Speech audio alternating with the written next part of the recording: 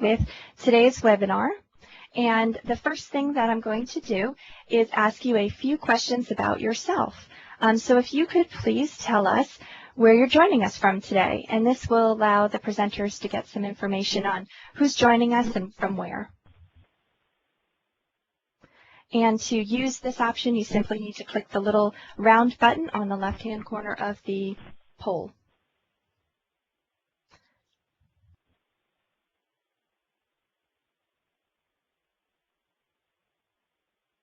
All right, I will close the poll and show everybody the results. It looks like we have an equal split between the Northeast and the western part of the United States, along with some folks joining us from the Midwest and also the Southeast as well. So welcome to all of you. My next question for you is how many people are joining from your location today? Some of you are just joining from your own computers. Some of you are sitting in a room or an office with a number of people, and we just want to get an idea of the audience out there.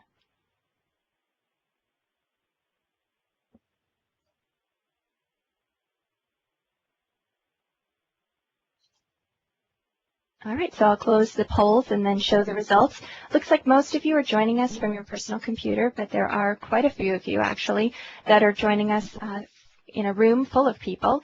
And if that's the case, what we would like you to do is send jenny.west@triptech.org an email with a list of participants.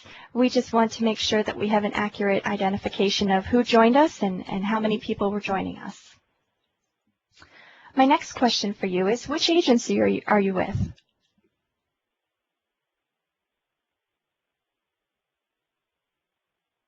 And again, this information will help our presenters as they present the information to you.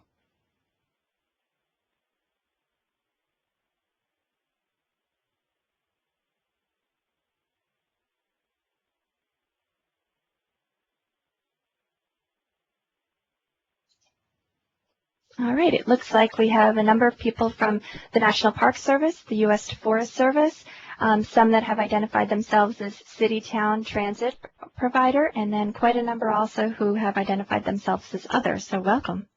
If you are from an FLMA, which are you from? A unit, a region, the national organization, or other?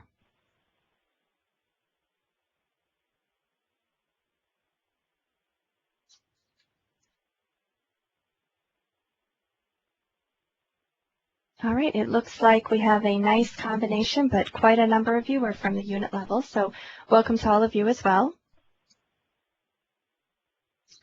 And my next question for you, what is your previous experience with the Transit in the Parks program? If you have any, and if you don't, you simply need to identify that.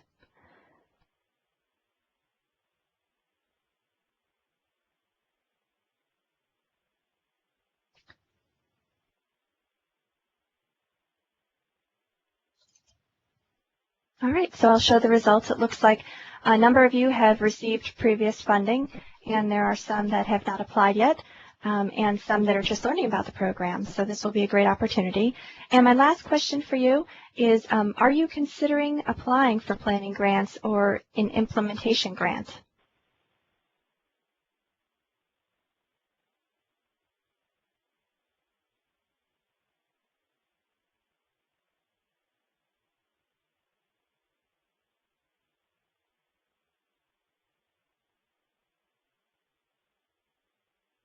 All right, well, thank you for participating. It looks like we have quite a number of you who will be applying for implementation grants, a few that are just learning about the program and some that are applying for planning grants.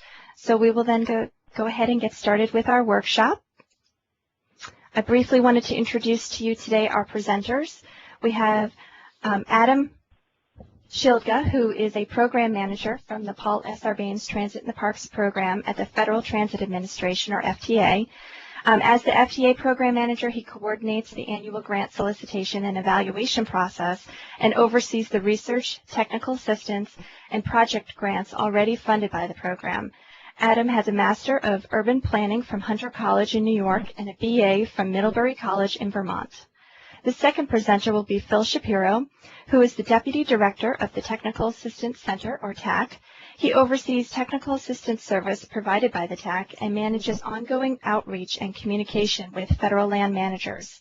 He has 40 years of experience providing transportation technical assistance to federal, state, and local entities throughout the country, and he has a MS in Civil/Transportation Systems from Northwestern University and a BS in Civil Engineering from Pennsylvania State University.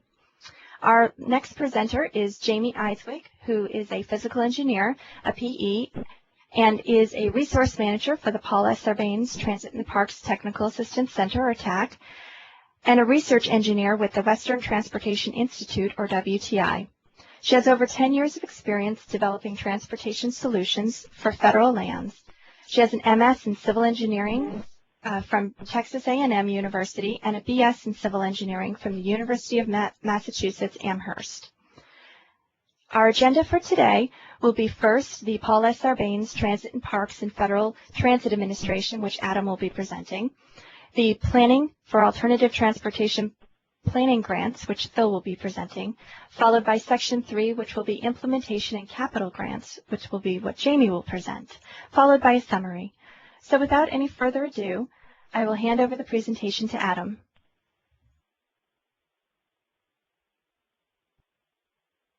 All right, I believe everyone can hear me now. Please let me know if there's any questions with the volume. Thank you very much, Amber, for the introduction. And again, I'd like to welcome everyone to this webinar for potential applicants to the Paul S. Sarbanes Transit and Parks program. As we've just seen, the audience includes representatives units from federal land management agencies, as well as representatives of surrounding communities, transit providers, and such. I'd like to get started by briefly introducing FTA and the Federal Transit and the Department of Transportation, rather. FTA is part of the U.S. Department of Transportation. We're one of 12 operating administrations that manage programs related to different forms of transportation. Our responsibility at FTA is for public transportation around the country, from the largest urban rail systems to the smallest rural paratransit service. All DOT programs were authorized by Congress in the last Transportation Authorization Bill, known as Safety Lou. This comprehensive set of laws directs the DOT basically how to administer its programs, and it also establishes the baseline funding levels. Transit and Parks was included in this law in 2005. We support public transportation throughout the country by providing grant funding for capital improvements, multimodal transportation planning, and sometimes even transit operations to rural public transportation providers. Participating in transportation planning and environmental reviews of projects, and by sponsoring research, demonstration projects, and technical assistance through technical assistance centers, much like the Transit and Parks TAC that's participating in this webinar here. Last year, FTA distributed over $8 billion in the form of grants to urban and rural transportation systems, which paid for major capital projects, metropolitan planning, and system rehabilitation. We have about 15 different grant programs, each of which has a slightly different focus. So we're here today to discuss one of our more especially focused programs.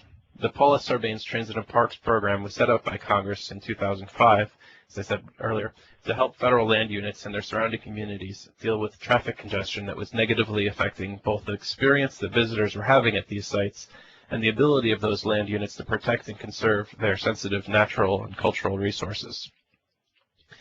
These needs were identified in a congressional study that was published in 2001 and is available on our FTA website or from the Technical Assistance Center.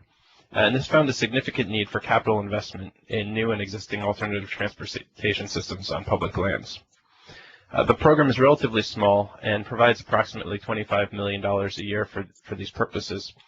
This depends, of course, on congressional appropriations, which, as I'm sure everybody at a federal agency knows, is a good question sometimes. A few basic things that we'll get into a little bit more later about the program. Funding is available for capital investments and for planning studies.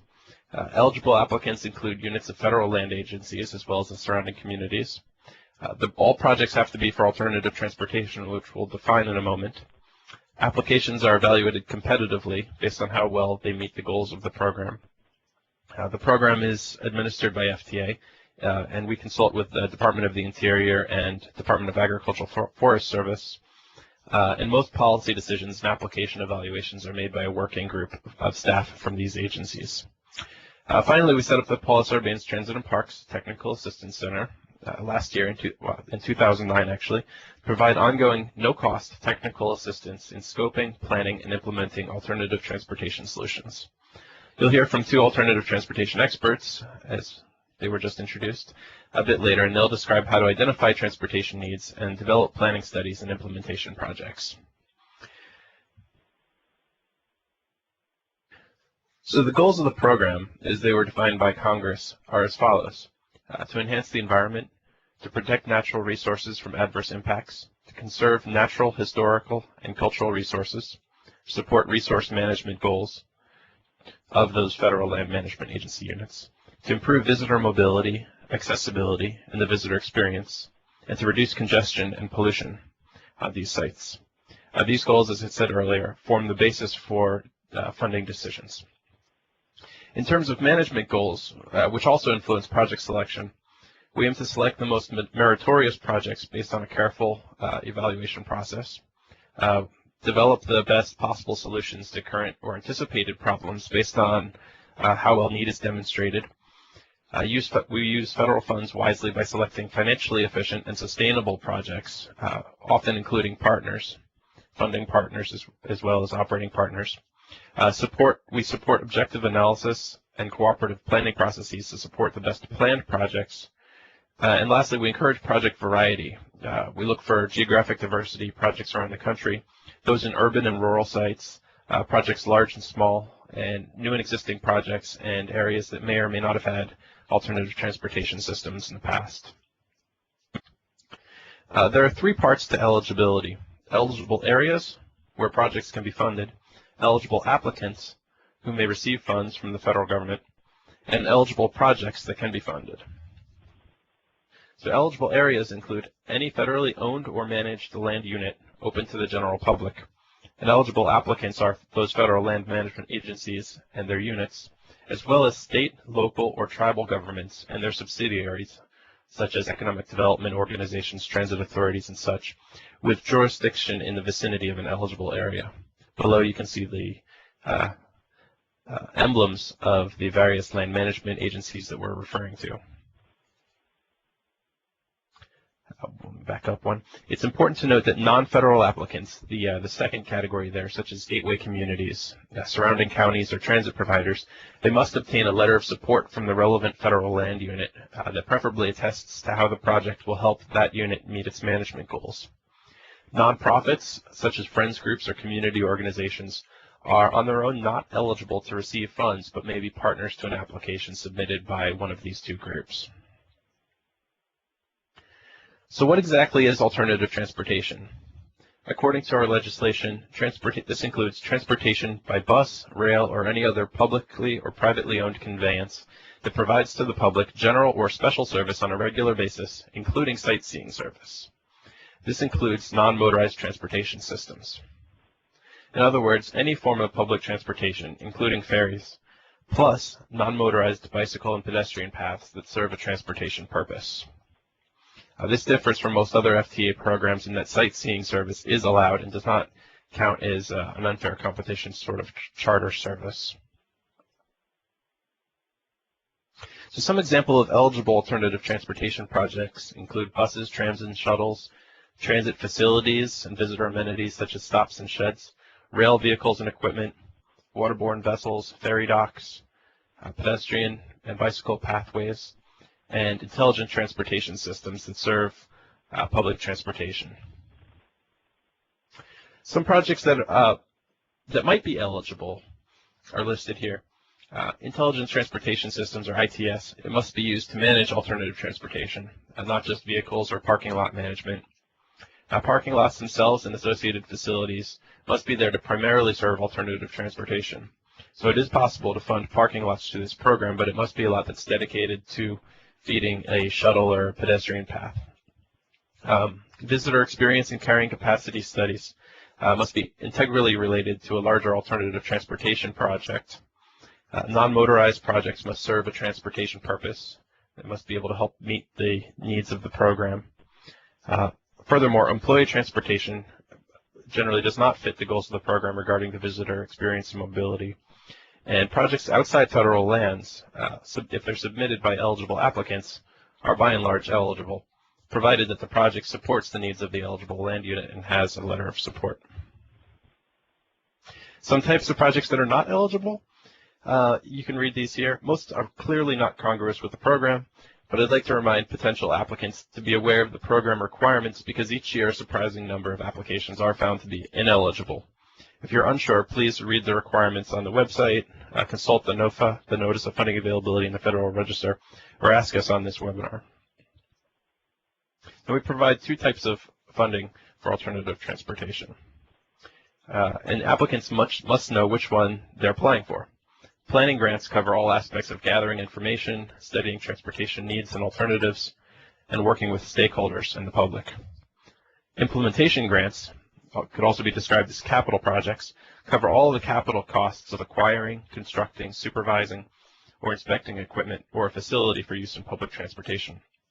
This also includes incidental expenses, such as designing, engineering, location surveying, mapping, and acquiring rights of way or other such fixed costs. It includes leasing vehicles or the capital costs of contracting for service. It does not include operations, but it does include preventative maintenance, which can be part of an implementation project's budget. We do require that all projects funded through the program first have been properly planned. This helps ensure that the projects comply with NEPA regulations, are completed on an on-time basis, and it also ensures a high-quality project that meets visitors' needs. So what is planning? Just briefly, planning encompasses multiple stages and begins with a careful process of examining the current situation and defining current and upcoming challenges. It moves on to identifying multiple alternative approaches, evaluating these all together with the stakeholders and the public, and finally selecting a project and ensuring that it complies with all applicable environmental regulations. While the breakdown of stages can be done in different ways, each part of the process has clear benefits to the ensuing project.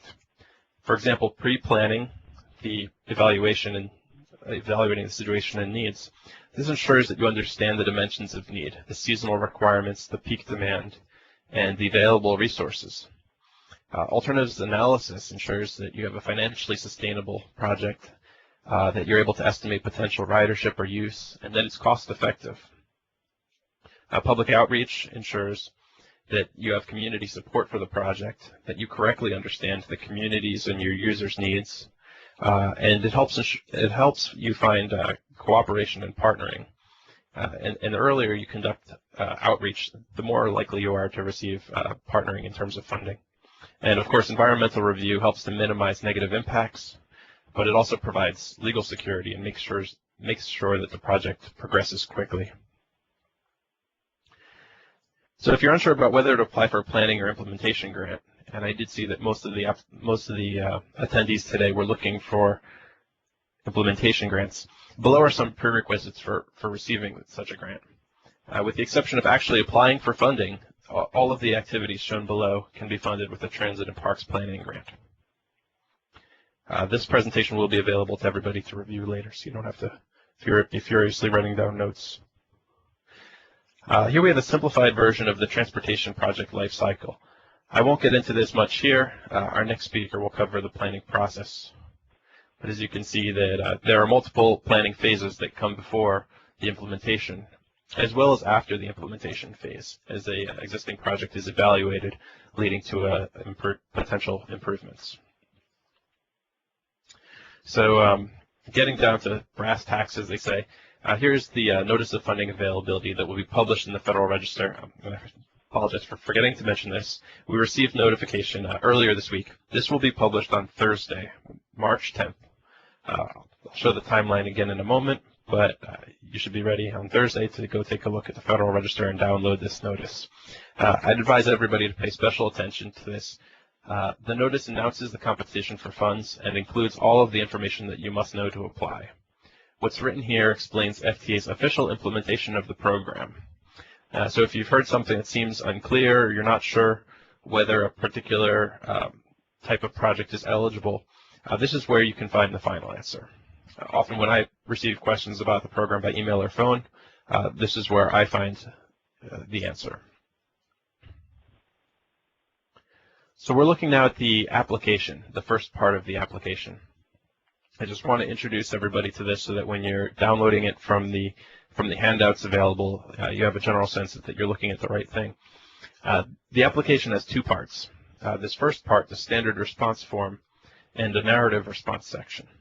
The questions here are largely self-explanatory and generally deal with a federal land unit. There are separate applications for planning and implementation projects, so make sure that you're filling out the proper form as they have different questions. These generally deal with current aspects of the current transportation system, measurements of congestion, and so on.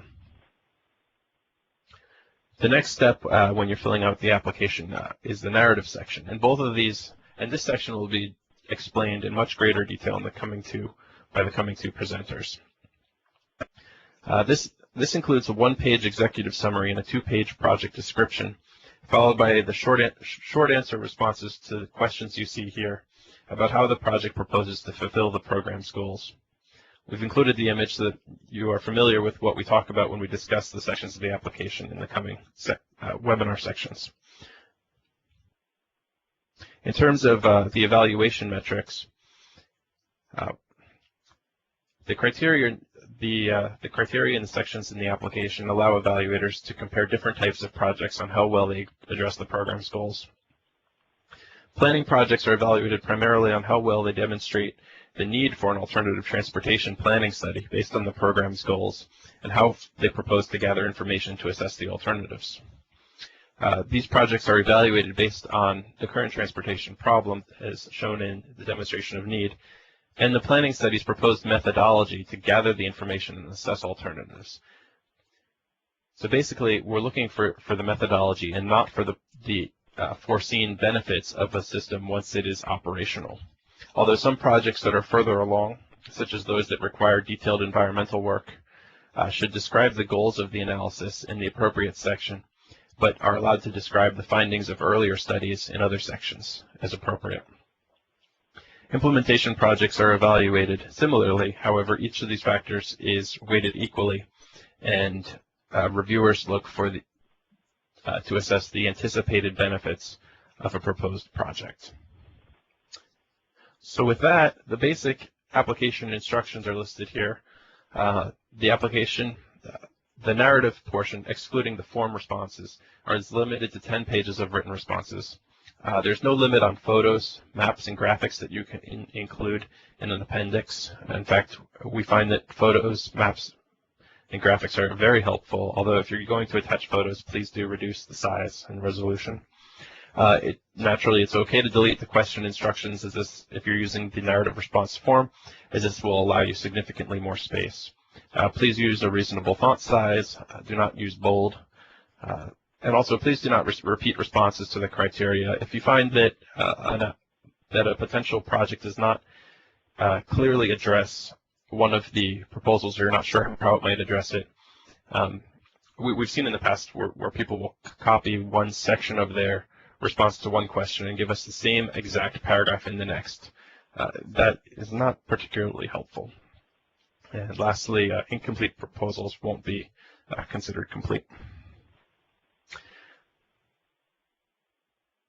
So, as I said earlier, applications are evaluated against program goals based on the information in the application, and consideration in the selection is given to geographic diversity and a balance in the size, location, type of project, and whether they're in new or existing locations. The program timeline, you can see here, the Notice of Funding Availability will be published on Thursday, March 10th. There will be an additional grant writing workshop on March 17th, and this current session will be recorded and available on the TA Center website by March 15th. You're asked to start the grants.gov process immediately. This is how applications must be submitted. The solicitation closes on May 9th with funding selections expected in late fall and winter of 2011. And funding for all projects, even if they're selected, is contingent upon meeting federal requirements pertaining to planning and similar, although pre-award authority is available at the grantee's discretion and risk. So this is the application process here. This information is available in a handout, but the main takeaway is that you should begin the process with getting registered in grants.gov as soon as possible, as it can take some time to obtain all of the necessary registrations. Thank you for listening to me so far, and I will now turn it over to Phil Shapiro, who will present on how to plan for alternative transportation and how to put together an effective planning grant application. Thank you. Well, before I start, are there any questions for Adam?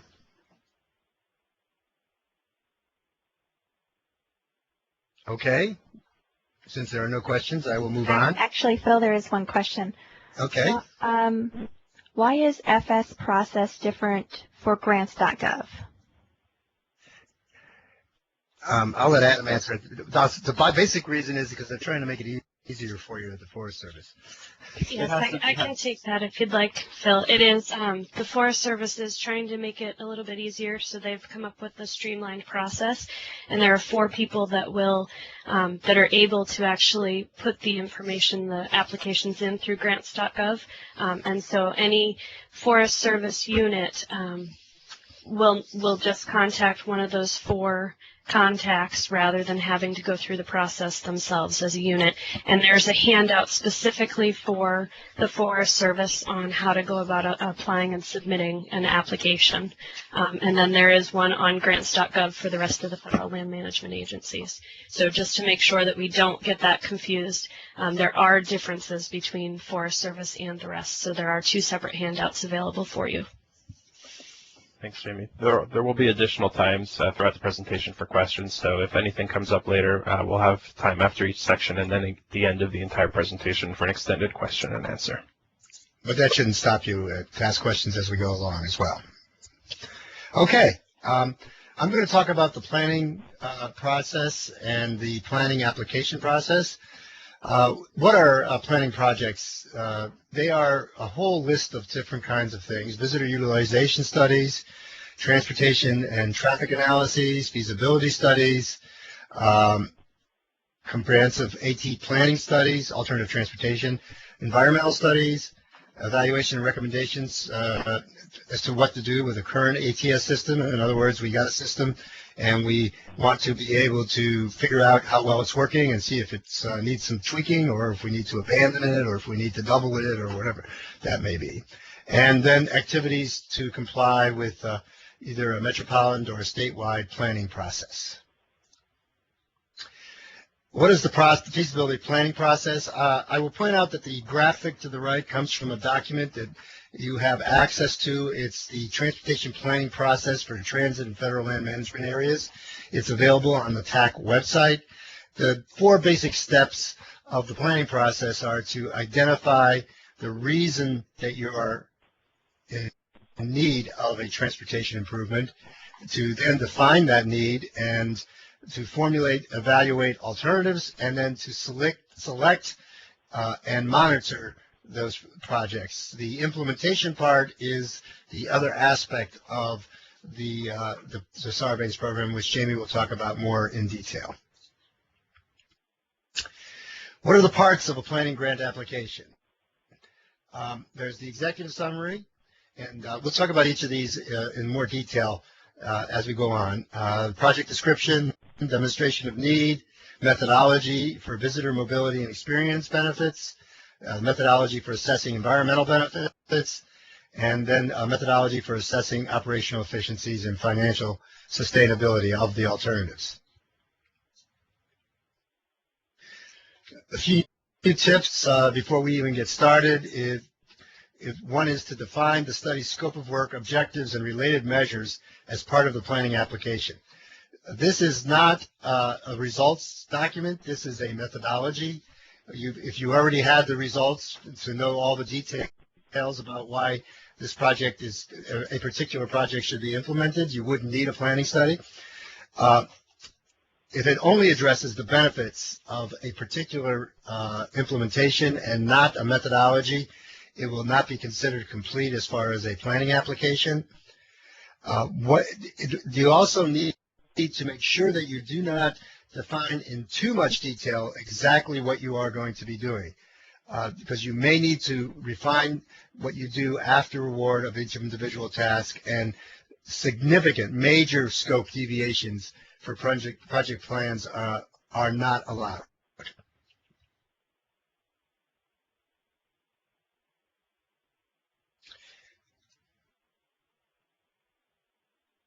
I was asked to pause for a question. All right, so our first question is, can you talk about how to incorporate or fund NEPA compliance? For example, if you use a planning study to identify the preferred alternative, can you complete the findings or no significant impact or an environmental assessment as part of the planning project? The answer to that is yes. Although it may be not in the same planning project, you have the ability of requesting funding for multiple planning projects. Let's say in year one, say this year, you want to first look at what alternatives might be feasible for you. So you do that. And then you've selected an alternative, but you tentatively selected an alternative, but you need to do a environmental assessment. That could be a planning grant application in the next year to finalize that. Does that answer the question? Yes, thank you. Okay. Any other questions? Okay. Moving on. The executive summary. The executive summary actually can be either 1 or 2 pages. There's an error on this slide.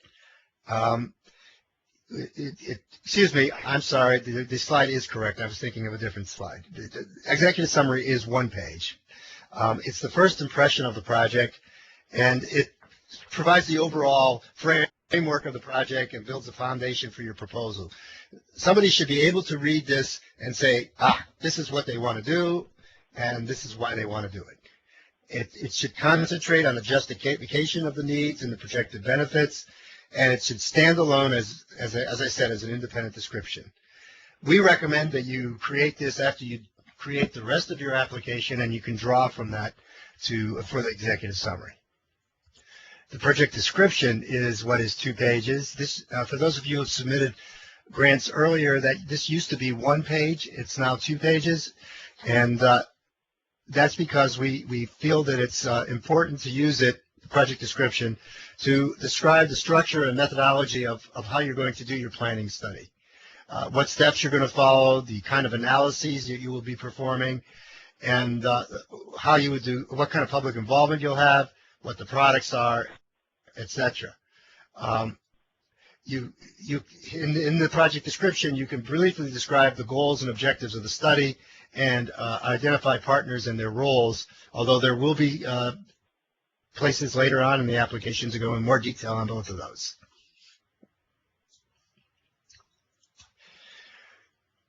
Okay, what are your steps to plan a solution? First step would be to establish a steering committee. Now, this steering committee could have another name. It could be called a technical committee. Really, the name isn't what is important. Their function is to help you, give you guidance and advice as to what you should be doing, give you feedback on your planning project, and to, in many ways, allow for your stakeholders to buy into whatever you are doing and what your results will be.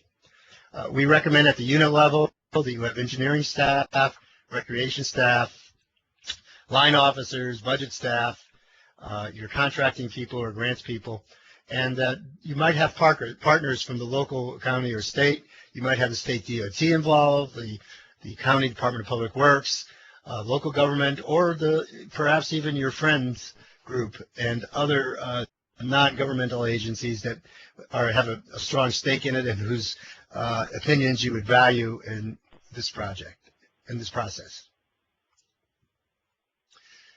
The steps in the process are to hypothesize what your issues are and to identify your motivation for needing to do a study.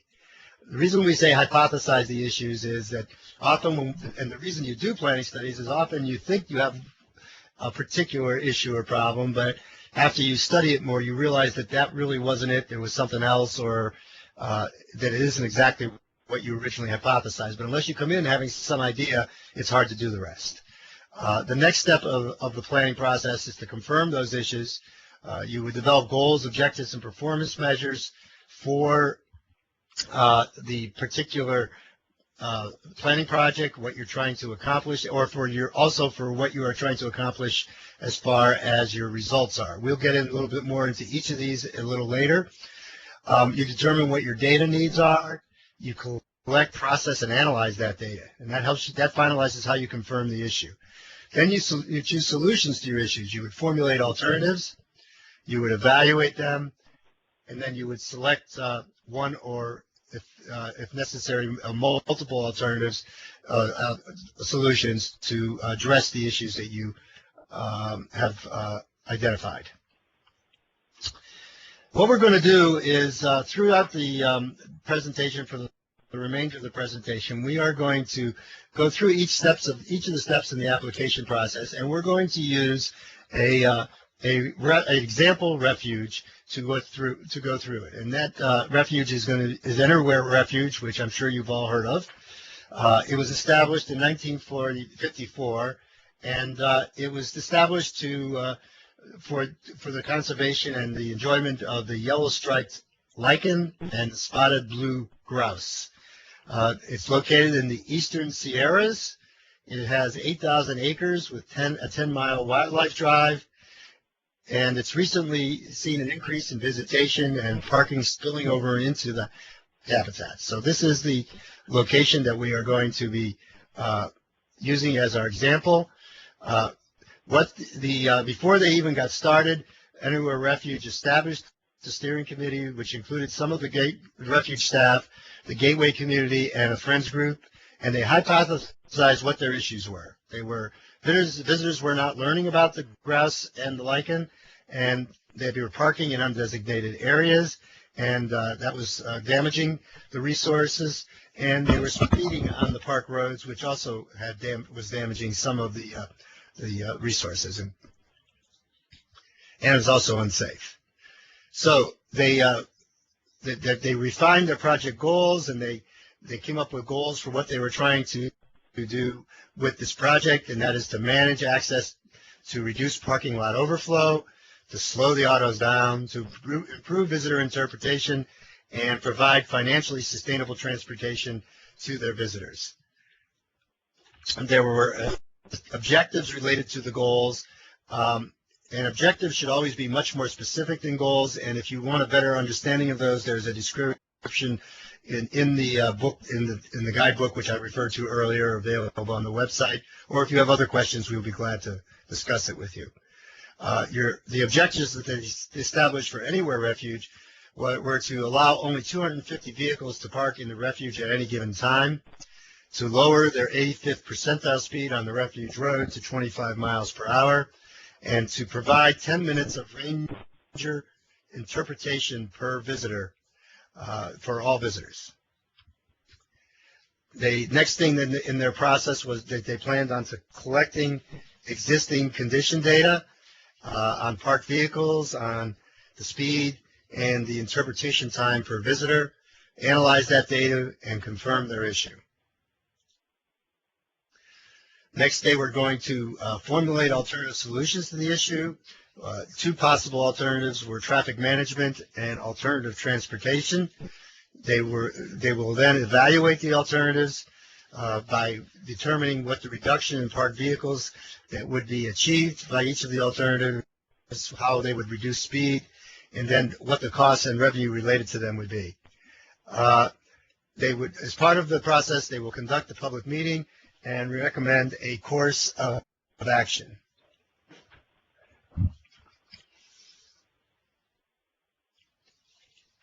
As part of this, you need to calculate what your funding request, the amount of your funding request would be. You probably should seek the help of your budget and acquisition staff up front to help brainstorm funding sources. Not only would you might want to use the Sarbanes Alternative Transportation as a source of funding, but you may want to use other sources as well, even some of your unit budget. And understand if the plan is allowable and it makes more sense for a partner to receive the funds rather than the unit. This goes back to the next bullet goes back to the question that was asked a little bit earlier about planning in multiple steps. You can, we even recommend that you do it in staged approach, perhaps initially a feasibility study and then followed by an environmental study. There are a couple of ways that you can get an estimate for the scope of work. You can get a quote from a consultant just to get some sense, or from multiple consultants, or you can estimate it from previous experience based on the time and cost for that previous project. And then don't forget to subtract funding from other sources. There is not a match required for Sarbanes grant, but projects that come in with some funding coming from other sources do get a positive increase in their scoring because of that. All right. Now we're going to go to, look, before I go any further on that, are there any questions on what I've talked about so far? I know this is an awful lot to go through at once. It does not appear that there are any questions yet, Phil. Okay. Okay, the first part of the project, if you were to go back and look at the application that you were given as a handout, is the demonstration of need. And there are two parts to that. There's visitor mobility and experience, and there's the environmental condition as a result of the existing transportation system.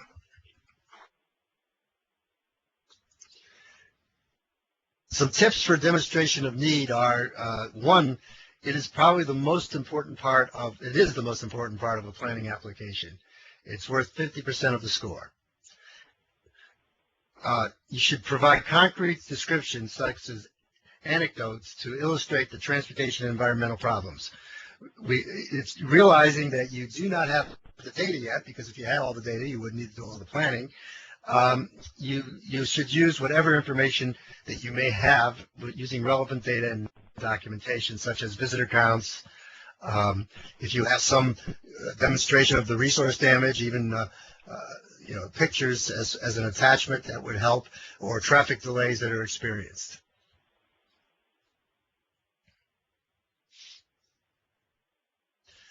Okay, the first part of defining the need there is the procedure for evaluating the need is visitor mobility and experience.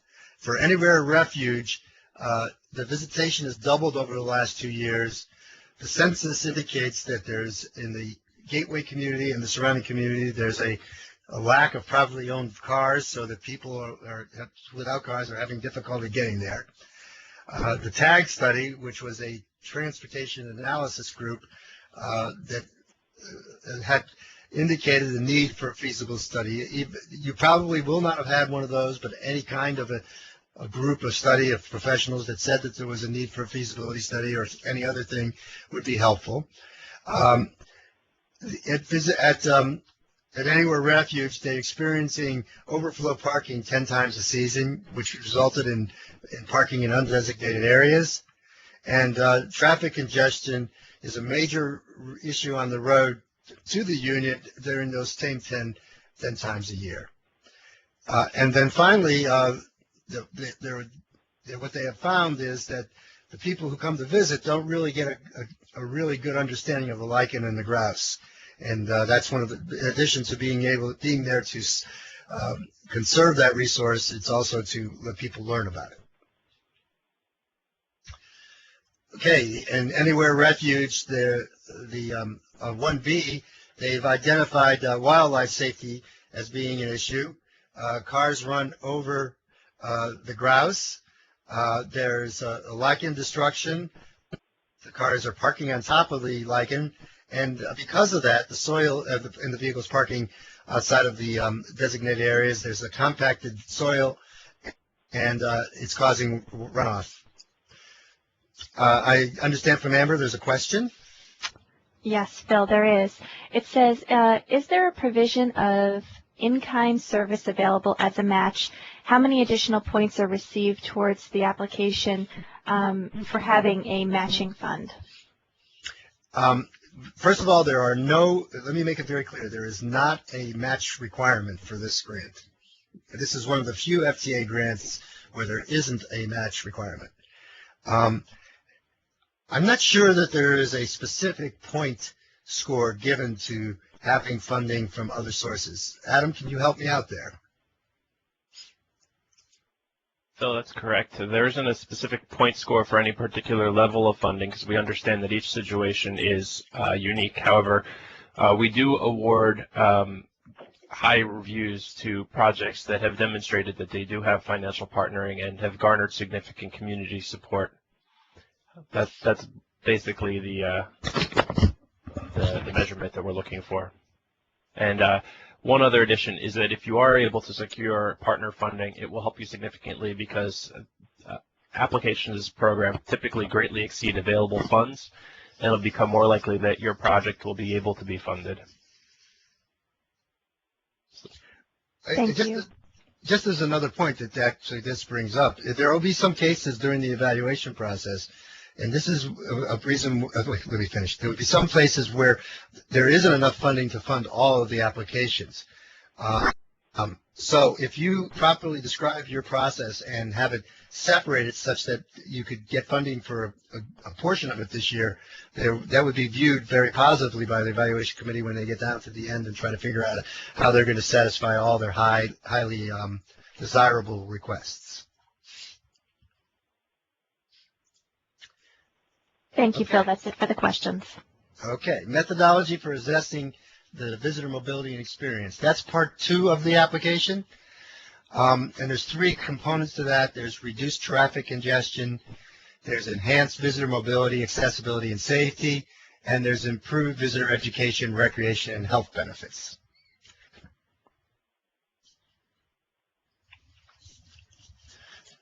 This section should describe how the plan that you're working on, will evaluate the alternatives, and what measurements are proposed for that assessment.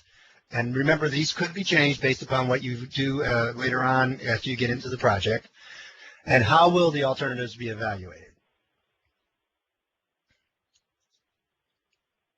So for Anywhere Refuge, they had a goal of reducing traffic congestion. They're not to have vehicles park outside of the designated parking areas. Their objective, their very detailed objective that they're proposing to use in the planning process is to not have more than 250 vehicles in the refuge at one time by 2020.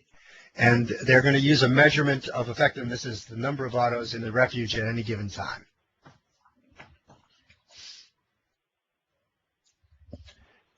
For accessibility and safety and visitor mobility, their goal was to make the road safer for both the grouse and the visitors.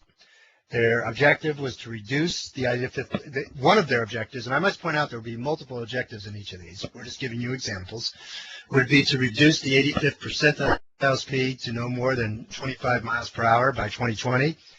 And as a measurement of effectiveness, they're proposing to use the average speed over the course of the road, and then also the spot speeds at critical locations, which are 2 different measurements.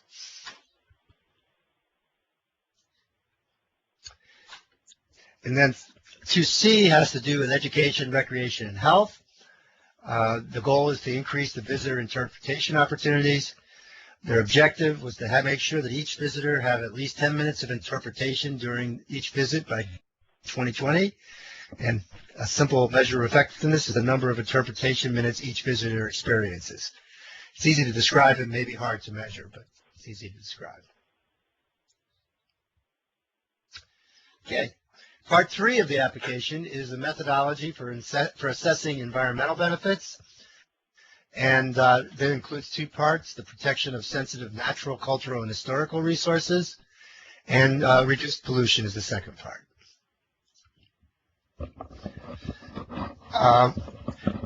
The methodology for assessing these environmental benefits should be integrated with the approach with evaluating the visitor mobility and experience benefits. Probably the same steps, just different measures. How would you evaluate the impacts of the various alternatives on the resources, and what measurements do you propose to use for that assessment? Back to Anywhere Refuge. Their goal was to reduce the impact on the lichen.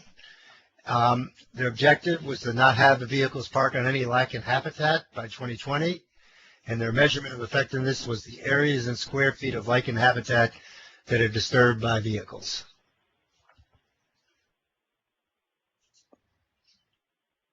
To reduce pollution, in this case, we chose to use as our example a visual pollution that their goal is to reduce the vehicles in the grouse habitat viewshed. The objective is to have zero obstruction on that habitat by 2020, and the measure of effectiveness is the number of acres of grouse habitat that are obstructed by parked vehicles.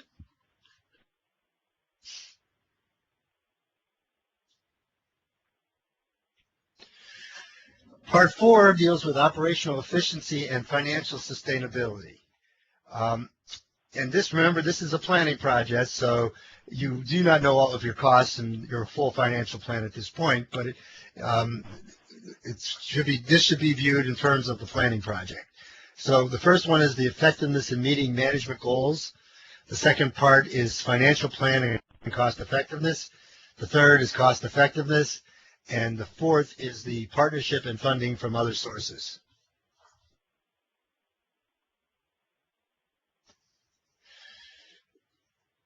Okay, for 4A, effectiveness in meeting management goals, it's pretty self-explanatory.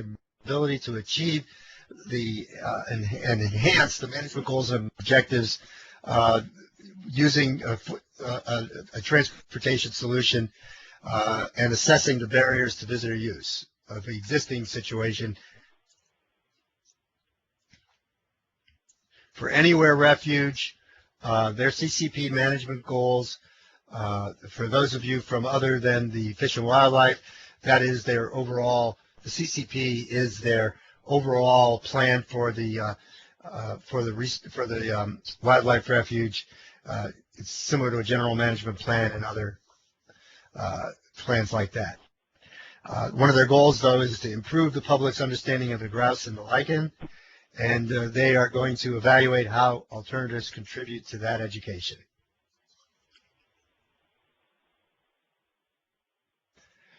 The final 4B, the financial plan and cost effectiveness, one should include in there a timeline for the implementation of your grant, the planning costs, an estimate of the implementation and capital costs, and management and operational costs of different options, although, again, how you will estimate those here, not necessarily the actual estimates here. That goes for the funding sources as well, the financial sources, and the viability of visitor fees to cover the costs. I believe we have another question. Yes, it reads, if some of the project goals and objectives are not related to the Sarbanes goals, should this information be included in the grant request? I may need a clarification on that, but I'm going to go back to a slide here related to the management goals. Under this operational efficiency under 4A is how does the project satisfy management goals? So that is important to your application, as well as there's no specific location within the application that it says you must meet each of the Sarbanes program goals and objectives. The overall project has to meet those. So there's not a place for you to answer that question. Anybody want to help me out with that? Sounds like I'm on my own. Phil, no, I think you All right. fairly accurately. Part of the goals of the program is to support the management goals of the individual land unit. So if there are goals of the land unit and they're specific, such as increasing visitation or managing visitation in any way, that is a positive aspect of such a project and should be listed where Phil just mentioned in section 4A. Again, like Phil, I'm not entirely sure if that answers the question, but feel free to clarify. Yes, please. I think that does answer the question. although I'm sorry, they just wrote in that says, for example, if safe routes to schools is a goal, should it be included?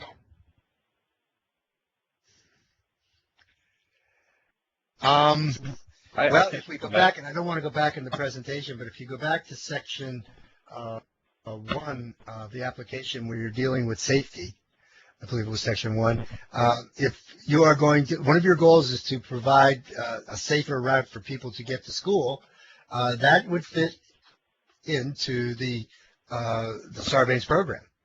That's true. That would fit the safety element. Although generally, if the program fulfills goals that are unrelated, you'll receive points under 4A. You'll be evaluated highly for how well the project helps the land management agency meet, or the community meet its management objectives. However, that won't help receive points in the other sections, which do constitute the majority of the evaluation, unless, as Phil said, for safe routes to school, it does improve safety for visitors. And if you have students who are traveling through your land management unit to get to a school, they are a visitor when they're traveling through that land management unit. Okay. Any other questions, Amber? No, not at this time. Okay. Anywhere refuge. The 4B has to do the feasibility of the budget. And again, how are you going to assess the financial sustainability of whatever you recommend as part of your planning process?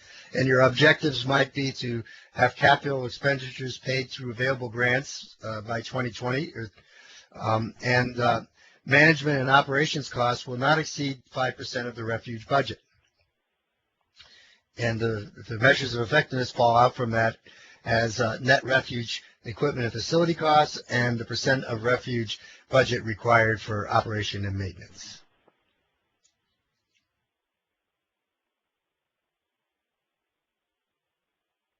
Cost effectiveness, and how you will estimate these three things are what you should be putting in this.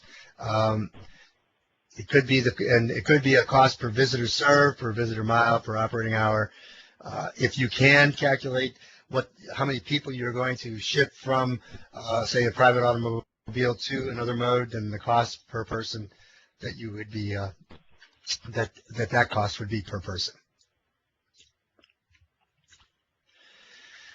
For Anywhere Refuge, their cost effectiveness that they decided to use as one of their goals was to have a realistic cost per user, and they decided that their objective there, that they would have the cost per user not exceed $5 by 2020.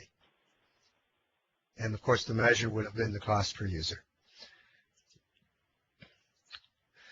Okay, under 4D is partnerships and funding, and here's where you would identify current and potential partners that you intend to have on this project.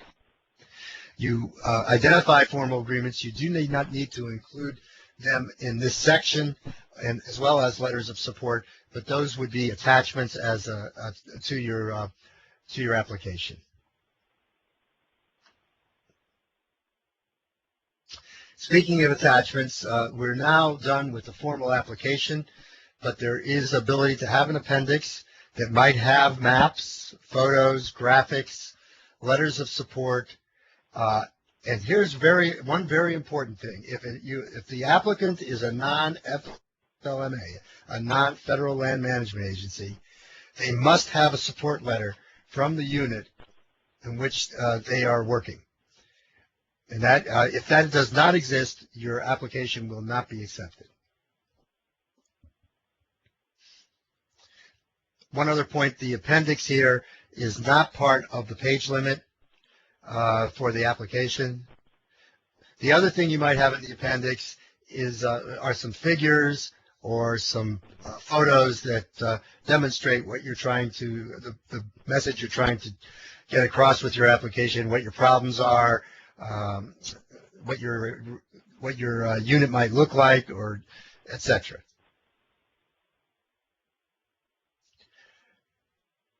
Okay, finally, a requirements for a successful planning grant would be that it covers the issues that need to be addressed. it has stakeholder support or a way for achieving stakeholder support, and a process to formalize the issues and to address those issues and to identify next course of action to address the issues. And that pretty much ends my this portion of the presentation. We do have another poll. I'm going to turn it back to Amber. Great. So if everyone will just take an opportunity to answer this question, which is, after this section's presentation, do you plan to submit a planning grant?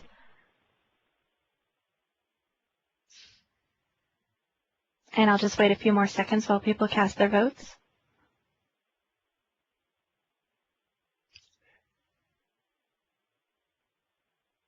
All right, I'm going to close the poll and then show the results. It looks like 45% of you, yes, you will, and it looks like a couple have identified that the information's not applicable. Also, we have a couple of questions, and I also wanted to bring everyone's attention to the fact that at this time, you're more than welcome to cast your questions either through typing them through the Q&A drop-down manager, or if you're joining us via the telephone by pressing *8 on your telephone keypad. And while you're doing that, I will read one of the questions that we have so far. Amber, before we do that, could we go back to the results of the poll? Is that possible? Sure. I just wanted to point out that at this point, we look like we have 45% who say that they're going to be submitting a planning grant versus 30% who said an implementation grant. And if I recall, it was the other way around when we asked that question early on. So I guess I just wanted to make that observation. Thank you. All right, so again, if you have a question and you're using your telephone, you can either use *8 if you'd like to speak directly to one of the presenters, or if you'd rather just type in your question using Live Meeting through the Q&A drop-down manager, simply type in your question and press Enter. The first question that we have so far is, does the applicant need to be a federal funds recipient? No, I'll let Adam answer that. Okay, thanks, Phil. The applicant doesn't need to be a current federal funds recipient if they meet the eligibility requirements. In fact, a lot of the people who have received funds in the past are towns, counties, local transit providers that receive most of their funding directly through their state. In those cases, our regional office will likely work with a regional transportation body or the state DOT itself to transfer funds through to the recipient. Great, thank you. And we actually have one question on the phone from Arlington, Virginia. So again, I'm going to announce your city. You'll hear a beep on your end, and then your phone will be unmuted, and you'll have an opportunity to speak to the presenters. So again, Arlington. You can go ahead with your question. Hello? Yes, hi. Yeah, my question is, you had the question about planning and implementation, and what if we're two people here, and one has implementation, another has planning from the same unit? Is that acceptable, or you only have one at a time? You can apply for two separate projects at the same time. Say, for instance, you need an implementation grant to, say, purchase vehicles for an existing system, and you would also like to put forth a planning study to investigate expanding that system in the future to new sites. So it would be perfectly acceptable to submit multiple applications. Oh, okay. All right. Thanks. That's it. And we might also point out that this has been done in the past, and there have been some cases where both applications have been awarded grants, and situations where neither has, and situations where one has and the other hasn't. And I don't believe that that it's looked badly upon you if you come in with multiple applications.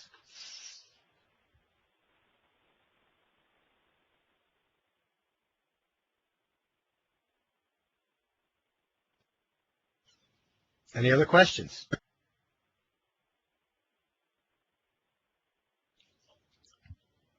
It does not look like we have any other questions at this time, so we can move on to Section 3. Okay, at this time I'll take over and hope that everyone can hear me. We're going to be talking about the other application, which would be for an implementation grant or a capital grant. Types of implementation projects, we'll just go over these real quick because I know that Adam went over them as well. But acquiring, constructing, inspecting, or maintaining equipment or facilities. Some examples of that could be a transit-related facility, a ferry dock, those type of things. Capital costs of service contracts. The purchase, rehabilitation, or replacement of transit vehicles and related equipment. Capital costs of coordinating with external transit. Non-motorized transportation systems such as biking and walking paths, as long as they, as Adam spoke about before, as long as they have a pure transportation aspect to them and not just recreation. And then waterborne access systems such as ferries. So we're going to continue our example of Anywhere Refuge that Phil had in the planning section.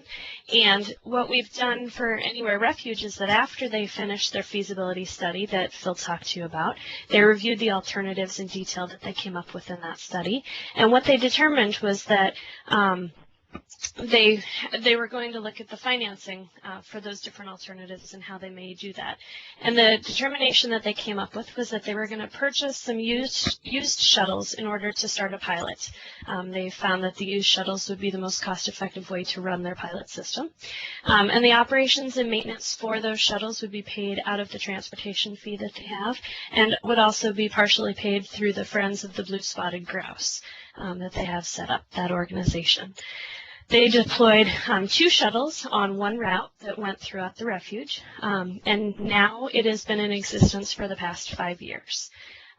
After those 5 years, seeing as it was a pilot study, they determined that they should evaluate the system and see if they should continue it, if they should expand it, what they should do with this system. And what they determined through that evaluation, that the system was in need of upgrades and that it was definitely a beneficial system that should remain. And so for the implementation, we're going to talk about what they've decided based on that evaluation. And so this implementation project is going to be put in based on that.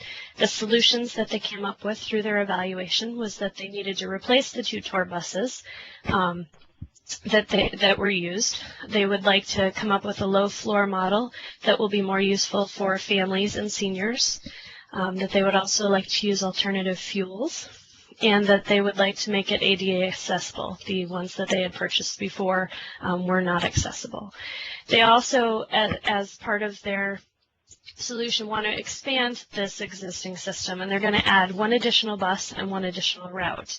And that route we will talk about later, but that route is going to connect with the Gateway community, and it's going to go to a section of the refuge that is not currently being served, but a section that has growing congestion. And at the end of that route is also a trail, and that trail would be used by bicyclists more if it was rehabilitated. So as part of this, we are also going to rehabilitate that current trail so that it can be used by bicyclists. So now after we've decided what we're going to apply for, we needed to figure out how we were going to calculate how much we were going to apply for. And the things that we were going to look at were capital costs, so how much it was going to cost for the construction, rehabilitation, purchases or leases. You want to make sure that when you're looking at your funding request amount that you're rounding up your anticipated costs. Do not put in exact costs. If you put in the exact cost of a bus for this year, by the time you get around to purchasing that bus with this monies, that purchase amount could have gone up a lot. So you want to make sure that you're not underestimating your costs. Make sure you include inflation for the year that you're actually going to complete the purchase. And you're allowed to include up to a 15% contingency cost as well. And we highly recommend that you do so for the reasons that I said before, that if you're going to put in exact amounts, by the time you go to purchase, you're already going to be underfunded. So make sure you add that contingency cost in. You also want to subtract the funding from other sources, and Adam was talking about that earlier, about whether or not you could do so. And it looks like we have a few questions, so I'm going to stop right here. Great. Thank you, Jamie. So the first question is, how will new technology like smartphone apps be considered for TRIP? The creation of an iPhone application with a wayfinding component, if eligible, would it be a planning or implementation grant? And eligibility questions I'm going to let Adam answer. Thanks, Jamie. Yeah, this project would be eligible. It's hard to say without looking at the specifics whether it would be a planning or an implementation grant. I would encourage a person thinking about the project to contact me by email, and we can discuss that. The other part of the question, whether that sort of project is eligible, yes, certainly we funded intelligent transportation systems projects like that in the past, and they're measured on the same sort of effectiveness as how well they'll support the existing alternative transportation in terms of meeting the goals of the program. Thanks. Great. And the next question is a bit of a statement, but I know there's a question kind of built in there in general. It's buses and shuttles and vans are now available for long-term lease on GSA as opposed to purchasing these vehicles. Okay, yes, that's correct. And leases are, as are stated here, also eligible. And we actually encourage people to look at the cost and benefits of leasing versus purchasing under any circumstance, under any such acquisition application. Hopefully that helps clarify that. I think it does. And the next question is actually very specific, but I'm going to go ahead and read it. It says, MPS Mississippi National River and Recreation Area owns and manages 60 acres within approximately 54,000 acres of public lands. We will be applying for a TRIP grant to implement a new multimodal and non-motorized transit system that includes bikes, share stations, transit access, and signal improvements to enhance non-private vehicles access to and throughout most urban portions of their area. Primary Minneapolis, and St. Paul. Would it be best for us to apply for this grant, or should we use one of our partners, such as the city of Minneapolis? That depends on which is simpler from a funding perspective. I know in many cases in some cases the Park Service has applied for and received funds, and then found that there are internal regulations to the Department of the Interior, the Park Service itself, that restrict its ability to complete projects outside of park grounds. So in that case, it might actually be best to apply through the local community, through the city. But I think you'd have to look at at how you would like that funding to operate yourself in advance of applying. And I would highly recommend for National Park Service that you contact the national and regional contacts. And as one of the handouts, we do have a contact sheet that provides, if you don't already have them, provides who are the national and regional contacts for this program and their emails and phone numbers. I'd like to go back to the previous question, if I may. And that had to do whether leasing is an eligible expense. I'd like to expand it to say that as part of your planning process, you should go through a life cycle cost analysis to determine the best way to overall, from a financial perspective, to implement your project. And life cycle costs should include not only capital, but maintenance and operating costs as well. So when looking at options such as that, all those things should be taken into consideration. Also, I might be imagining it, but I think the question had mentioned that the GSA schedule included multi-year leases. This program will only fund a one-year portion of the lease. So if you apply for a one-year funding of that lease and you're planning on contracting for a multi-year lease, please do ensure that available resources are there without future grants if necessary to complete that. Although, of course, you may apply in multiple years for such a lease. And Adam, if I recall correctly, there have been situations where multiple years have been funded. That's correct. All right, that's all the questions for now. Thank you. Okay. Still on this slide about calculating the funding request amount, I do want to also mention that there is a training that the TAC did on cost estimating that you can take a look at as well. And the link for how you get to that training is available in the resource handout that is also available for download.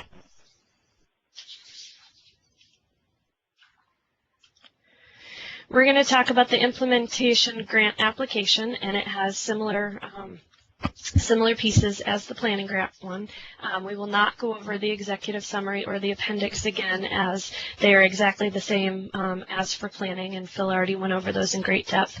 The one thing I will mention for the appendix is that when you are adding in your graphs and your charts and your maps, please make sure you don't include attachments of previous studies that are very long, as they're not able to be reviewed in depth, as there are, as Adam mentioned, there are a lot of grants that get put in. So it's better to take the main points of those studies and use that in the next few sections that I'm going to talk about and describe how those benefit this application rather than attaching the entire study. We'll go through the project description for the implementation grant, the demonstration of need, the visitor mobility and experience benefits, environmental benefits, and the financial feasibility. So for the project description, again, just like for the planning grant, this one has been upgraded, and now you can have 2 pages instead of 1 page because, again, it is very important.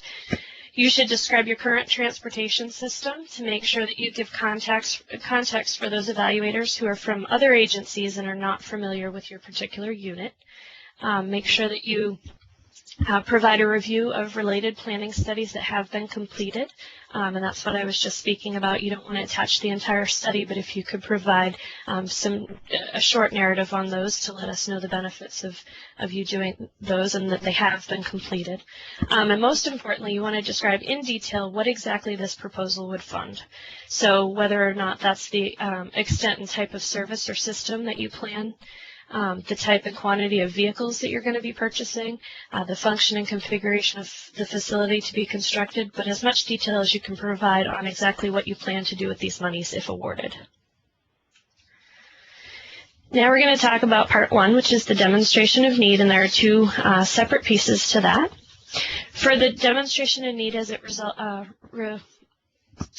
results for the visitor mobility and experience issues, you want to describe the severity of either the current or the anticipated transportation problem. You also want to explain, if you're doing a replacement or rehabilitation, what would result if the project were not completed. So what if this project was not funded, how that would affect the current transportation system. And also, as I mentioned before, justify your issues using reports, studies, scientific data, anecdotal information, real-life examples. The more quantitative data that you can provide, the better off you're going to be. Some examples for visitor mobility and experience issues could be traffic congestion that's discouraging visitors. This could be in your unit or in your gateway community. Parking shortages that reduce capacity. Visitor destinations that are not fully accessible to people. And older vehicles that are no longer reliable for use, such as what we have in the example for Anywhere Refuge. And so for Anywhere Refuge, when we're talking about this demonstration in need, we're going to talk about 2 separate pieces. So why we need to replace the current vehicles, and that's because the current bus is 17 years old and unreliable, and they're frequently breaking down, which is no longer cost effective. And then we want to talk about, if they are not replaced, how that will affect the current situation. And so the current shuttle is able to provide access to 3,000 visitors with disabilities per year, and it also alleviates limited parking capacity. And so if this was to go away, we would have those additional things to consider. Also, 30% of all current visitors use transit, and so if the replacement was not funded and these buses continue to break down, we would add that many more cars to the roadway. And then why do we need to expand the existing ATS? Because we want to improve the access to the area that has limited parking and long walks. We want to improve the trail safety due to growing number of bicyclists. And also we want to improve connectivity with the Gateway community. Currently there's a 2-mile gap at Anywhere Refuge in the service to the community. And so we want to make sure that we can provide better access there. When we're talking about environmental conditions as a result of the existing transportation system, again, we want to describe either the severity of the current or anticipated environmental or resource management problems. And again, we want to explain what would be the result if we if this project were not completed as well. And some examples for this are air pollution or clarity due to vehicle exhaust, noise, water, or visual pollution, damage to sensitive natural resources, and threat to protected cultural resources. And some types of data that we might want to cite would be federal air quality standards for your area, if that's an issue, decibel measurements for noise pollution, qualitative descriptions of threats to natural or cultural resources. And also you should discuss specific local or regional environmental issues that are related to your current transportation system and not just rely solely on greenhouse gas emissions. So for anywhere refuge or environmental conditions, when we talk about the replacement of the shuttles, we're going to talk about that without the shuttle, the refuge will be impacted by 120,000 more round-trip vehicle miles, and it will also increase the illegal parking on the Likekin, which is destroying that. Also, for the private vehicle traffic would increase the average noise by 20 decibels, and that disturbs the grouse foraging. And prior to the shuttle, there was 200 grouse struck per year. And now that we've implemented the shuttle over the last 50 years, over the last 5 years, recently only 50 grouse have been struck per year. So if we were not able to continue and replace these shuttles, then one would assume that those grouse strikes might go back up because there would be increased vehicles on the refuge road. For the enhancement, which is going to include adding one more shuttle and one more route, and also the rehabilitation of the trail, Likekin is showing a 10% decline at the sites that are not currently served by the transit system. And we also, the unit has a goal to reduce grouse strikes below 50 refuge-wide, and so hopefully by adding an additional route and taking more vehicles off the road, they would be able to lessen that number as well. And the noise is in excess of stated goals at many of the sites, so hopefully by adding a shuttle and reducing vehicle traffic, this may help as well. When we talk about the projected benefits for visitor mobility and experience, there are three separate pieces that you're going to answer to. One of them is reduced traffic congestion, and you want to talk about both traffic and parking congestion, and again, to and within your public land. So through the gateway community and to your public land is relevant here as well.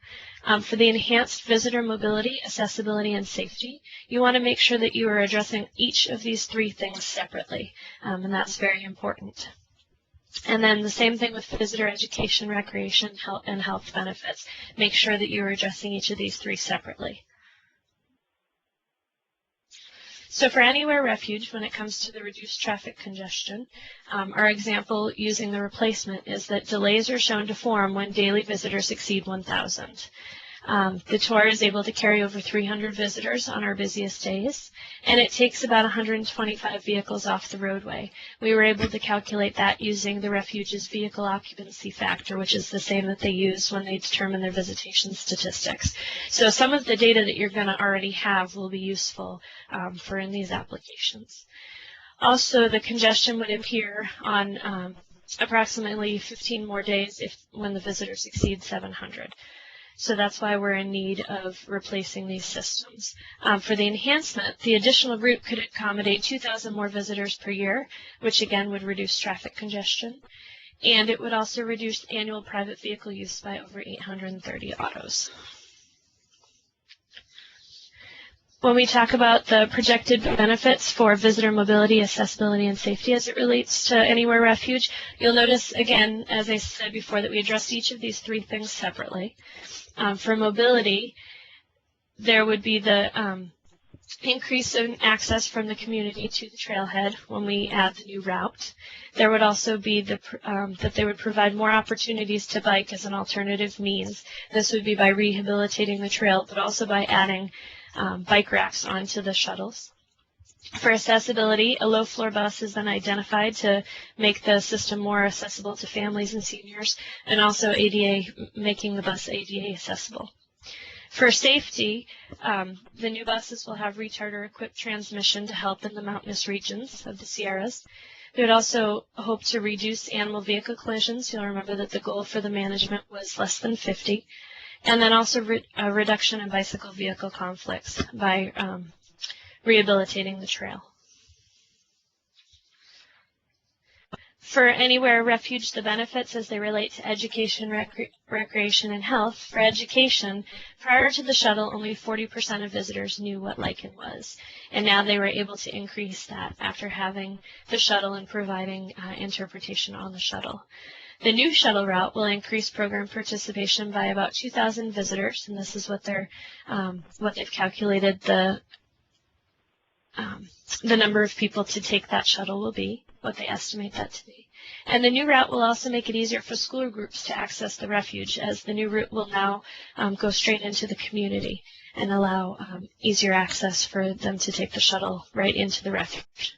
For recreation, there have been previous surveys that were looked at to get this information. So 25% of people who are surveyed at the refuge say that the shuttle improves their hiking experience.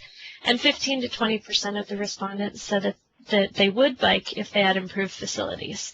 And so by improving the bicycling facilities, we're hoping that a portion of those who responded that way would indeed then bicycle. For health, this program is going to support both the Let's Move goals and the No Child Left Inside goals. And also by providing a shuttle to a trail that is currently only accessible by parking, it would allow for one-way hikes, hiking that would have been too long to do round trip, but now people could park in one area and hike and take the shuttle back to where they have parked.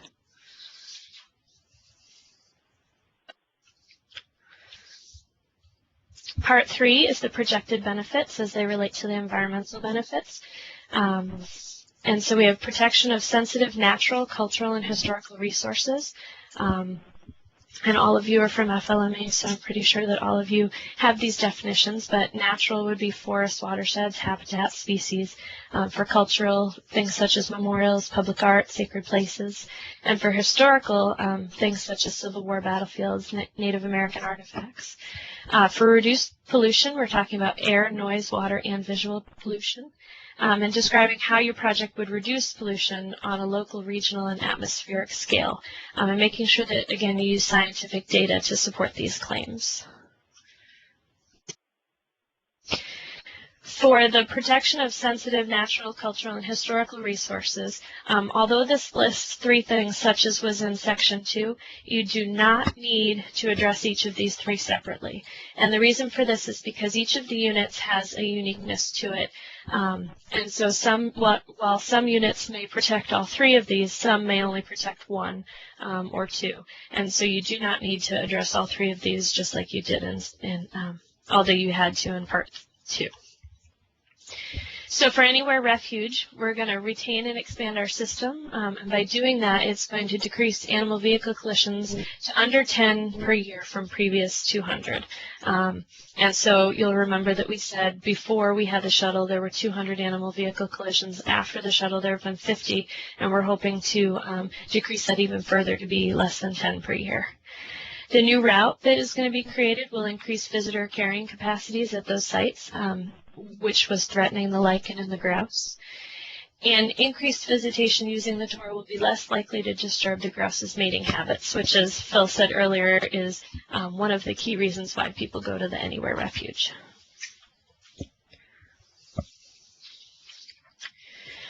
When we talk about Anywhere Refuge and reducing the pollution, we're going to talk about how the new tour buses will meet.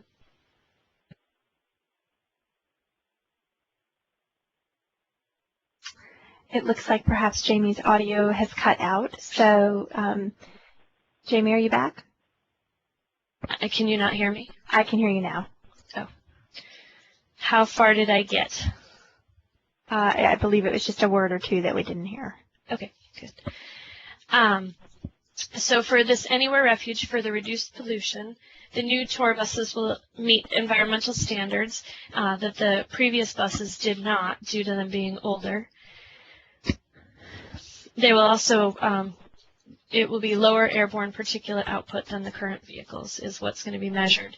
The current system avoids over 115,000 pounds of carbon dioxide, and so if we weren't able to replace those, that would be something that would be reintroduced into the refuge. And by adding the new system, the new bus, and the new route, we would save an additional 800 pounds of carbon dioxide in pollution. Also, the trail will be built with a runoff collection capture basin to help with pollution in that regard. And the decrease in vehicle traffic on the new route is likely to reduce the noise by about 20 decibels and will also reduce visual pollution, which in this case for this refuge is interrupting grouse watchers. I also wanted to mention for that section real quickly again that the TAC had done a training on alternative fuels and the Buffett model, which is the bus fuel fleet evaluation tool model. And again, that training information is available in the handouts, in the resource handouts. There's a link to that. It's also available, both of those, if you go to the TAC's website under TAC trainings, you can get streaming video of not only the presentation but also all of the handouts and the model itself, if you'd like to take further look at that. And for those of you who joined us just a little bit late, we wanted to just point out to you that all of the handouts that are being discussed today, as well as the PowerPoint presentation, are available in the handouts section on the top right-hand corner of your screen. It looks like 3 white pieces of paper. Everything that you're seeing today can be downloaded from there.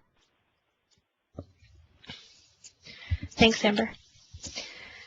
Part 4 is the operational efficiency and financial sustainability section, and again, we'll go through this piece by piece as well.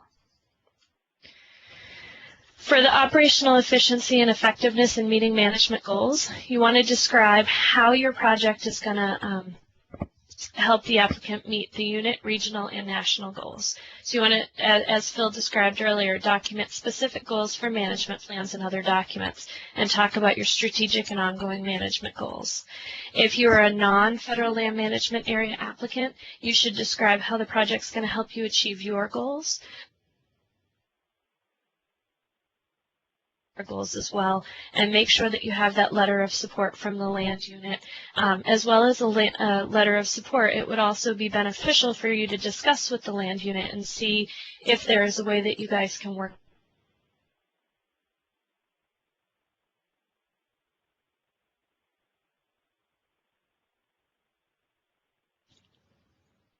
All right, it looks like we've lost Jamie's audio again. So while she's reconnecting, if some of our other presenters can answer a few questions that we have. The first is it eligible for a park unit to submit a project where the only problem for the unit is an increased visitation/visitor experience? That's hard entirely to understand. So the park then is experiencing an increase in visitation that is, I mean, that must be a problem in some way. Was it visitor experience or? Yes, visitor experience. Well, you know, such a project would fulfill part of the goals of the program, and thus would not. I will say that it could be competitive depending upon how the project plays out in specifics. Could we ask for a little bit of a clarification of the only problem is you're getting more visitors? There's no negative impact to that. There's no problem getting the visitors to the locations or parking issues or other issues related to that? So Lee, if you can take the opportunity just to clarify a little bit, the presenters can probably answer your question just a little bit better, and we'll wait while Lee is typing.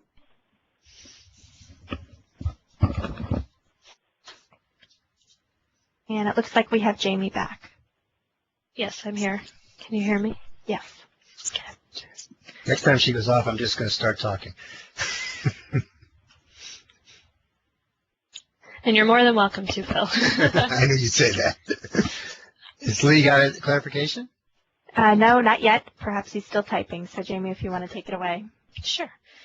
For the Anywhere Refuge, when we talk about the operational efficiency and effectiveness in meeting management goals, for this particular refuge, we're talking about the management goals that were derived in the Refuge Improvement Act of 1997, and also in the CCP and the Transportation Study goals that were derived for Anywhere Refuge.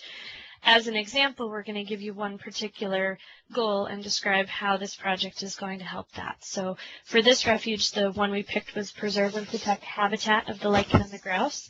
And this project is going to increase the education about the lichen and the grouse. It's going to decrease, hopefully, grouse strikes to below 50. Decrease the disturbance to the grouse's mating habits as well as to their foraging, and also decrease the parking on the lichen.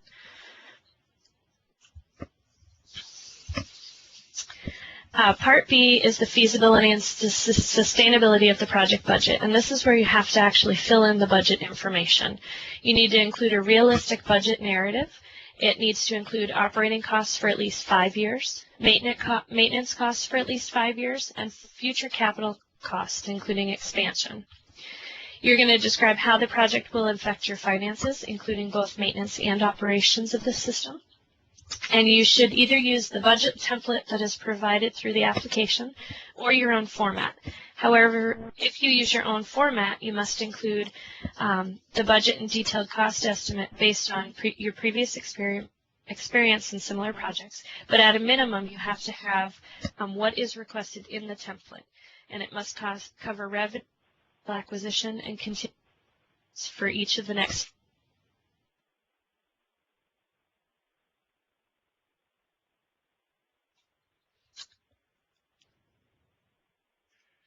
Okay, it looks like we've got some clarification now from Lee. So Adam and Phil, if you can answer his question for him. He basically clarifies that the unit wants to get a system going, but there is no problem with parking or congestion at this time.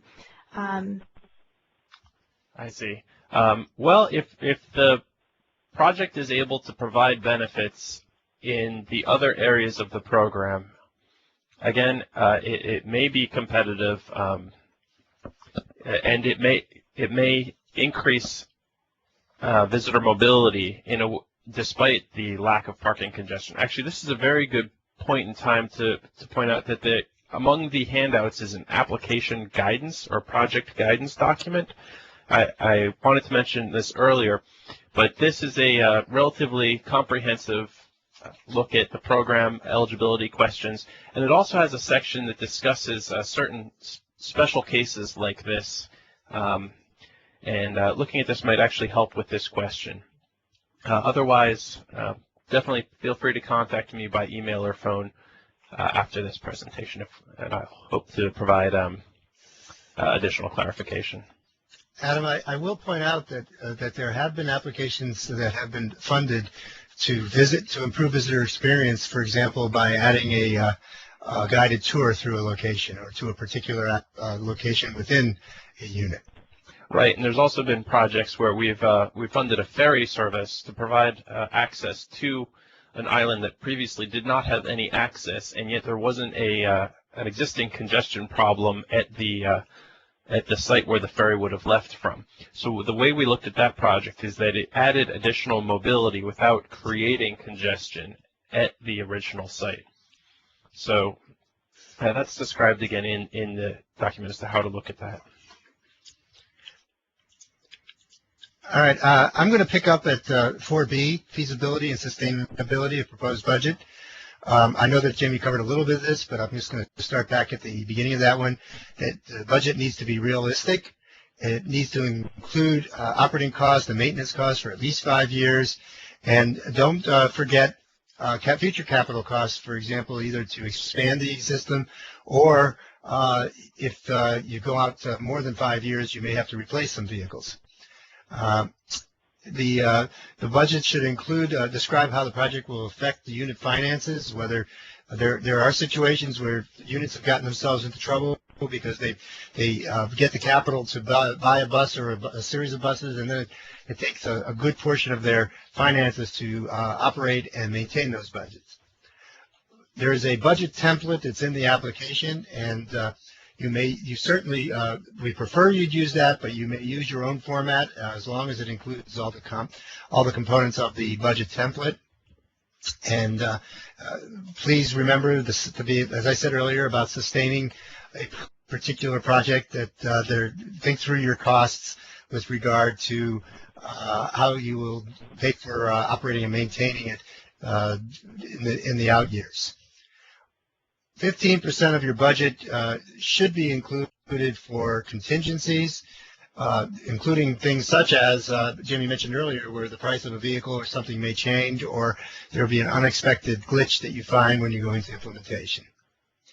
And finally, on this section, we should address the cost benefits of the vehicle and the fuel type that we are using.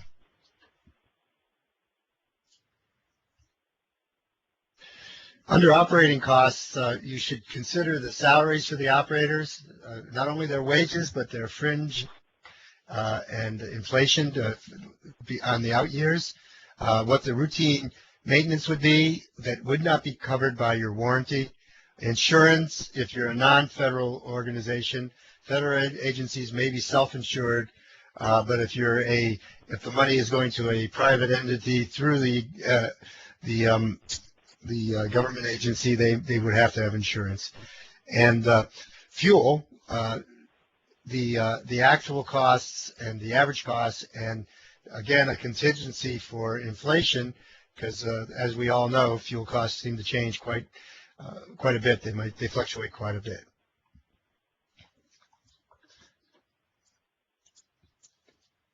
All right, now let's look at Anywhere Refuge. They considered leasing. They looked at the O&M costs that would be covered by a transportation fee, and they've got a commitment from the Friends of the Blue Spotted Grouse to provide some money for operations and maintenance. They have somebody on staff who can maintain this particular vehicle that they're proposing to buy, and they have an agreement with a volunteer group to do trail maintenance. And their purchase year for the buses was 2013, and the budget reflects that.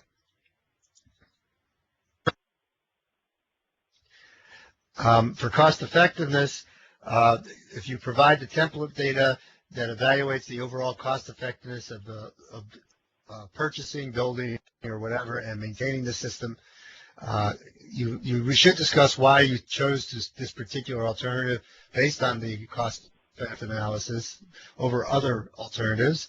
And if you are not able to evaluate cost per rider, you may find another way to justify the annual number of beneficiaries from your system.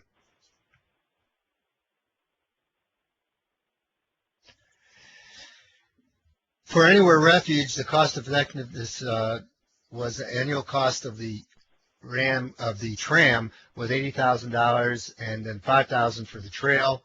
The number of users was 8,000 users for the tram per year and 500 for the trail. The tram fee or fare recovered based on what was being charged for its use was $60,000, and a useful life of both was about 20 years. Decided that after evaluating the leasing that the purchase was more cost effective, and replacement was necessary as maintenance is cost effective.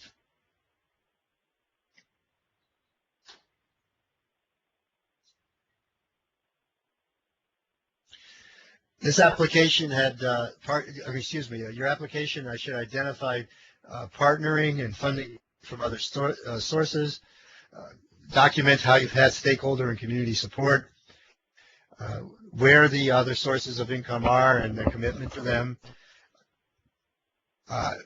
You might want to describe the anticipated benefits to your gateway community or a nearby land unit or other organization other than the applicant, and identify any time-sensitive situation, such as if you have an opportunity for some funds, but that opportunity will disappear if you do not take advantage of it by a certain time.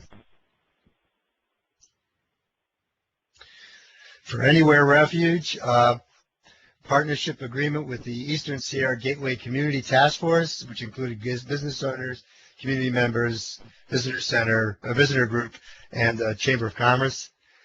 They had a fundraising agreement with the Friends of the Blue Spotted Grouse that will pay $20,000 of the operations and maintenance costs, and they have an MOU with the Adopt a Trail program, volunteers to perform free maintenance on the new trail.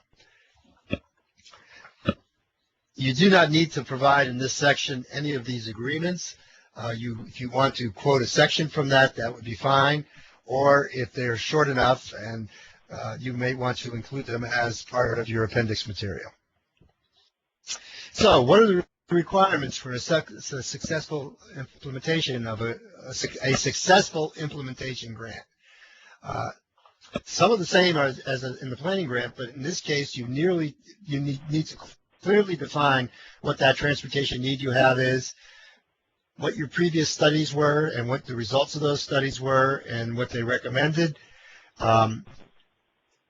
You should provide transportation and environmental data that you've used to calculate your benefits. You should include a financial plan and include strong partnerships. Turn it back to Amber now. Great. So after this last portion of the presentation, we wanted to ask you yet another question, and that is, do you plan to submit an implementation grant now that you've seen this portion of the presentation?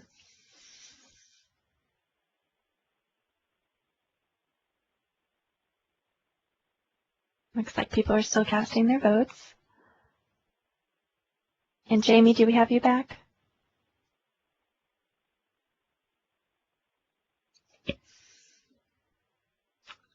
All right, and there are the results. Phil, would you like to comment? I don't remember all the previous numbers, but it looks like we still have 35% that are planning on doing they have everything they need to do an implementation grant, which is very good. Okay, great. What I wanted to do right now is just allow everybody an opportunity to ask any questions, should they have them, before we move on to the next section, which is a summary. And again, if you have questions... Amber, I think I can go through this summary relatively quickly, and maybe we should hold questions until after that. Okay, there you go. Go ahead.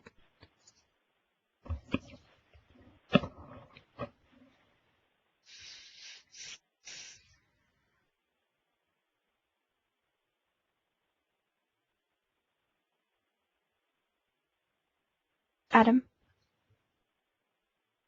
Adam, you still on? Okay, I'm sorry, Mike. I got a pop-up window that my connection window was gone. Can you hear me? Yes, we can. Can you hear me? Yes, we can. Okay, great. Sorry, I wasn't sure that my last comment went through. Thank you. All right, so just to quickly summarize, thanks to Jamie and Phil for excellent examples of both how to submit a planning and implementation project. I think probably a lot of people are looking at this and saying, well, that Anywhere Refuge has the perfect circumstance. They have a system already. They've done all this planning. They've got all of the problems that this program is seeking to solve. But I do want to emphasize that all projects are different. All sites are different. And people who are looking to apply should take a look at the application guidance document. It's a handout here. It's also available on the FTA website alongside the application or from the TAC. And definitely talk to your regional and national contacts listed on the handout. That'll be staff from your own agency, or if you're not from a federal agency, there are contact names there from the Federal Transit Administration's local staff, and you can certainly call us here in Washington as well. So just to review the program goals, I think that this is probably clear at this point. Enhance the environment, protect the natural resources and cultural resources from impacts, and help with their conservation, support resource management by the land units and land agencies, improve visitor mobility, visitor accessibility, and the overall visitor experience, and reduce congestion and pollution. And as you've probably come to understand, those are encapsulated within the program application. So the Notice of Funding Availability will be available on our website and from the Federal Register's website on Thursday. There'll be a repeat of this grant workshop March 17th. It'll be recorded and available. Excuse me. Sorry. You're asked to start the grants.gov process immediately, unless you're with the Forest Service. Project solicitation closes May 9th, with selections expected in the winter. And funding for anybody, this is the same slide as before, is contingent upon meeting the federal requirements for the project. There was a question earlier about applicants who are not current federal grantees. If you are a federal grantee, such as a transit agency, that makes things a little quicker. If you're sort of on the fence, if you're a transit agency that's small but are considering becoming an FTA official grantee, there's a process involved in that, but it's certainly a possibility, and that's been done for grant recipients in the past. So the steps for applying: first, decide whether you need a planning or implementation grant. Get in touch with your land unit, national and regional representatives. Download the information from our FTA website. Carefully review the documentation. Be aware of the timeline. Start the grants.gov process as soon as possible. And contact, there are contact entities in the document attached on the handout for assistance with your application. So in terms of applying through grants.gov, the steps begin with registering with grants.gov. You'll want to do that as soon as possible. Identify agency contacts and pursue a parallel application and registration process. As you move through the process, you'll find that obtaining the necessary registration, such as with Duns & Bradstreet, will actually take some time to do, as you'll need to track down the right people and find the registrations and the official agency representatives. And alternate submission arrangements are not guaranteed. That's a reference to in the past where applications were accepted, I believe in 2008, in printed form or by email. All federal agencies are under a mandate to use grants.gov for all funding opportunities, and so we're affected by that as well. Here are some details on how each agency goes through the process. You'll want to talk to your agency staff, as they are most familiar with what's necessary to complete this. And here's a list of the handouts. I believe everybody's probably had a chance to click on the 3 white pieces of paper in the corner and review what's downloadable. And here we are again at the questions section. So I promised that would be short. Great. So I just wanted to take an opportunity to thank everyone for joining us this afternoon and our presenters. This is a great time right now to ask any 3 of our presenters a question. You can either ask them using the Q&A drop-down manager through live meeting, just simply type your question, or you can, if you are joining us via the telephone and wish to speak to them directly, you can press *8 on your telephone keypad, and that will signal you into a queue. We'll announce your city. You'll hear a beep, and your telephone line will open up, and you'll be allowed to ask your question. And it looks like we have one question so far, and that is for an implementation application, how much engineering detail needs to be completed at the application stage, and do we need to attach conceptual plans and/or detailed estimates to the application? Conceptual plans would certainly be helpful for the evaluators in understanding the proposed project. They should be in an appendix and referenced in the project description section that describes it. Engineering need not be completed, as engineering is a valid implementation project expense. However, if it has been completed, it would be useful to describe. I wouldn't necessarily attach extended schematics or lengthy documents to the application, but a general sense of the project and what it will look like when it's completed is what people are looking for. I might also point out that 30% design is often used as part of a project planning study, so that you may get that far with your project plan as well to do the preliminary design, which is 30%. And then it looks like the last question is, we're a small unit and want to look at the possibility for transit and/or trails. If we only have anecdotal data, for example, no hard data, are we at a great disadvantage? I'm going to answer that, Adam, if I could. Sure. That's the reason you need to do a planning project, is that, yes, that anecdotal data is exactly how you might start your planning project, and use the planning project to gather much more detailed hard data on your need. I would think that you would be a disadvantage for an implementation project if all you had was anecdotal data. All right, that looks like it's perhaps all of the questions that we have from the audience. I wanted to just bring everyone's attention. Amber, Yes. I wanted to reemphasize something that Adam said. I'm sure everybody heard it, but I guess it would make some people might be nervous that they don't have everything they need for the perfect application. I've only been involved in reviewing applications for a couple of years, but I don't think I've ever seen a perfect application, and I'm not sure we'll ever see a perfect application.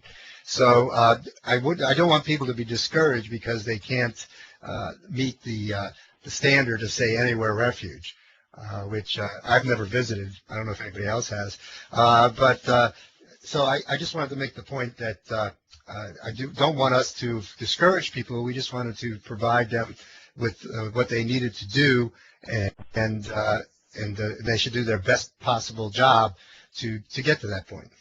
Phil, I'd just like to agree with that. We do see applications where it's quite evident that the applicant is training to come up with health benefits.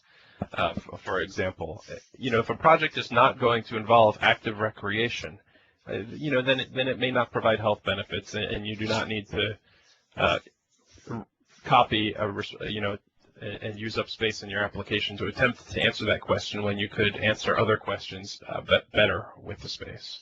And not only that, Adam, if you stretch something like that, it's going to divert the attention of your reviewers from something that might have been a really good case, because you have to understand that last year I believe there were somewhere around 80 applications which were reviewed, and that takes quite a bit of time and effort, and easily can get distracted if there's something that's not really that useful that's in an application.